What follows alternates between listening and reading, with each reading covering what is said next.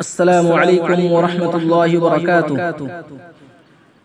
محترم سامعین و ناظرین، آج ریاض الصالحین کی حدیث نمبر 1217 جو ریاض الصالحین کے باب الصوم کے تحت شامل ہے، آئیے دیکھتے ہیں سب سے پہلے متن حدیث۔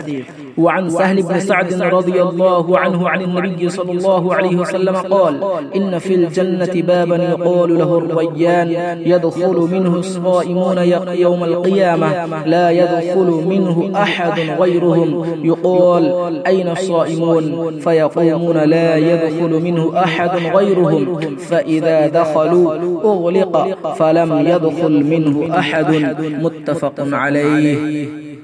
ترجمہ دیکھتے ہیں۔ حضرت سہل بن سعد رضی اللہ عنہ سے روایت ہے کہ نبی صلی اللہ علیہ وسلم نے فرمایا، جنت میں ایک دروازہ ہے جسے ریان کہا جاتا ہے، قیامت والے دن روزہ دار اس میں سے داخل ہوں گے، ان کے علاوہ کوئی اور اس میں سے داخل نہیں ہوگا۔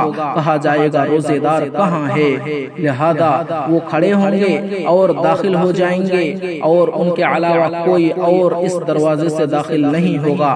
جب وہ داخل ہو جائیں گے تو اسے بند کر دیا جائے گا، پھر کوئی اور اس سے داخل نہیں ہوگا۔ متفق علیہ۔ تو آئیے اس حدیث سے کچھ باتیں سمجھ میں آتی ہے وہ دیکھتے ہیں۔ اللہ تعالیٰ نے جنت کے 8 دروازوں میں سے روزہ داروں کے لیے ایک دروازہ مخصوص کر رکھا ہے۔ جب روزہ دار اس میں سے داخل ہو جائیں گے تو اسے بند کر دیا جائے گا، اور پھر ان کے علاوہ کوئی اور اس میں سے داخل نہیں ہوگا۔